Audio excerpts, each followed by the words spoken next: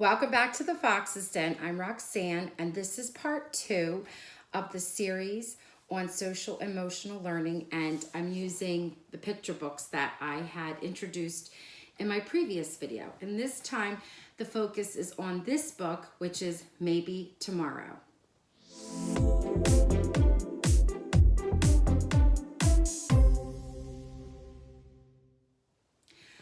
Alrighty, so I love this book.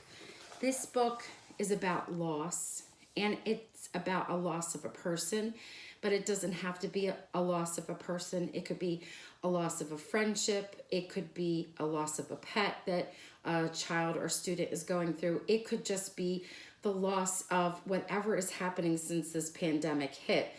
The loss of going to school, the loss of what normal used to be for the students and the children. And it has some beautiful lines in it. Now, again, because I do not have permission from the publisher to read this out loud, I'm only just going to read a tiny little piece. But again, this is Maybe Tomorrow, and it's by Charlotte. And I'm not sure if you pronounce her name Agell or Agell. I'm not sure, but it's Agell. Okay, so I'm going to read my favorite part of the book, a piece of it. It's actually on the back here, but I want to show you something ahead of time. If you look closely, you can see that there are two characters. The pink character, her name is Elba, and the green character, his name is Norris. And Elba is the one that's going through the loss. And when they first describe her, she's sad, she's quiet, she's sitting on this block. And up comes, with all these beautiful butterflies surrounding him and a lot of energy, is Norris. And Norris wants her to spend time with him, but he can see that she's going through something. And he spends the time with her anyway, even though she kind of says she wants to be alone. And as the time goes on, he learns more and more about what it is that she's feeling and the loss that she has. And there comes a part where he says this, where Elba says, "I miss little bird." As they crested the last hill, she is gone. "I miss her too," said Norris, and Elba paused. "But you didn't know her." "No, but you are my friend, so I can help you miss her." So it's about this friendship, and he's actually taking the block and helping her hold it. So while they're sitting together and she's sharing, look at this. It's so beautiful. By the time they got to the shore, Norris knew many things about little bird. "We watched the moon together," Elba said. "She taught me to sing. We were hardly ever apart." "She loved you so much," Norris said. "Yes," said Elba, as the waves crashed.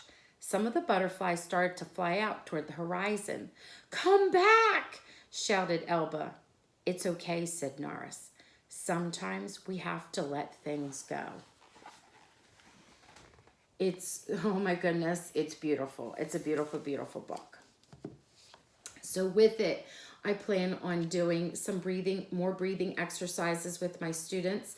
There is another breathing exercise that's with your hands, your fingers. The children get relaxed and comfy.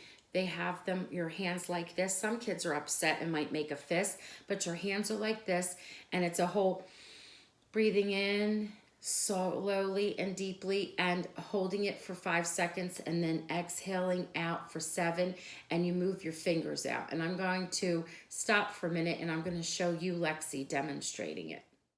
Lexi chose to sit back and close her eyes, breathe in deeply for 7 seconds, and then exhale for 7 seconds, and her finger extends. And she continues to do that with all 10 fingers.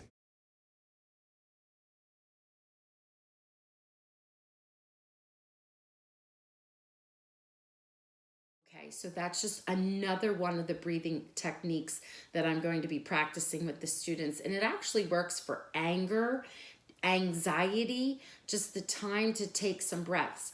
There are also 2 really good videos that I am going to link in the description below.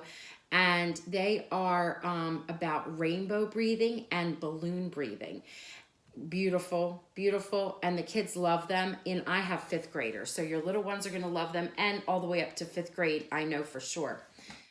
GoNoodle is a channel on YouTube, and they are focused on a series called Flow, which is all about controlling your emotions through breathing. This is called rainbow breathing. Energized and in control. Notice how you feel when you add your breath to your movement.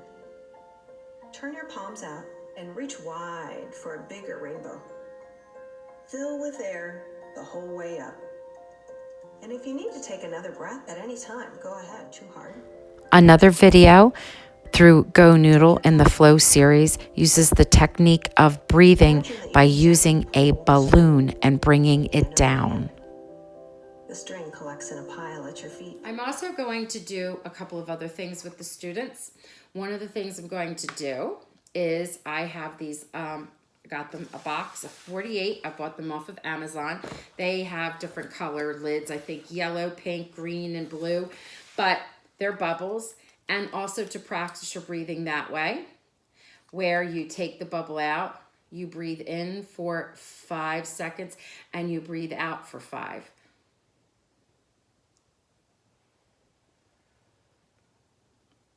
And then we'll try it again. It's just another fun thing. And you could do this virtually. It's really cool to see.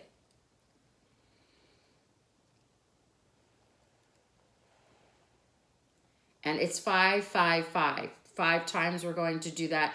Breathe in 5, breathe out 5, and then do it for 5 times. Just a cool little idea. So what happened was, in my bag that I presented to my students for the year, my welcome bag, they had a special envelope that I asked them not to open until the 8th, which is the Tuesday that we'll be seeing each other. And there's all kinds of cool things like this in here that we're going to be sharing and talking about. I also included Play-Doh, because there's a loss of the sense of touch, and the children are afraid to touch, and it gives them anxiety because they think if they touch the wrong thing, they have to wash their hands, or they're going to get the coronavirus. It's just hard for them. So it's fun to be able to touch certain things. So this will be sent home, and they're going to be able to take it out at a certain time during the week, and they can play with it.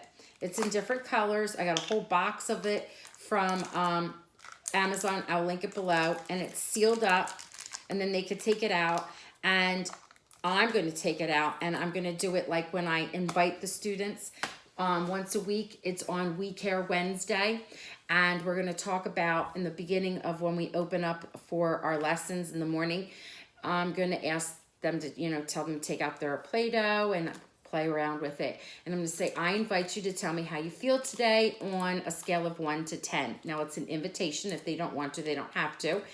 And we'll take turns. They'll put their hand up for me with their hand signal. When I was in the classroom, I had this big giant rubber band ball that we used, and we passed that around. But of course, we can't pass things around. Even if we were in school, we're going to have to come up with something else. But we could just take turns. And the children could say, I feel like a 5, a 9, a 10. And if they want to share why they feel that way, that's okay. And if they don't want to, they don't have to. And they don't have to say the number either. Sometimes I do it in a post in Google Classroom. And I say, today I feel like it's a check-in day. And for We Care Wednesday, today I feel like the color red. And I'm red because I'm really steaming mad and angry. And that's all I might say. And some people might say they're yellow, bright like the sun, they're energized, they're feeling gray because it's rainy out, or they're sad or depressed. It's just another way to invite them to share. They don't have to, they don't want to. But these come in all kinds of cool colors. And the other thing that's cool about it is sort of like a little stencil-y type thing on there that if you put the dough in there, it makes a shape. This one is a whale. This one is a frog. I don't know. This looks like this is a frog. They're 2 frogs. Okay, 2 different colors, 2 frogs. A penguin, whatever. But it's another thing. It's a loss that they have, being able to touch, and it's their time to touch and play, and they might be easier for them to focus and listen, or it might calm them down and make them want to share more, which is good. This book is showing how sharing, sometimes Elba and Nars are just sitting side by side. And that's what the whole beginning of the book was about, just sharing, being near each other. And they built that trust, and then little by little, she starts to share, especially when he says that he's sad with her, even though he didn't know her. He's sad because that's his friend and he wants to share that with her, which is so nice. It's kind of like what happens in the story of Ruby, who had a worry. When she actually talked to another boy who had one, she realized she was not alone, that there were others out there. Okay, one more trick I learned. It's called the birthday cake breathing.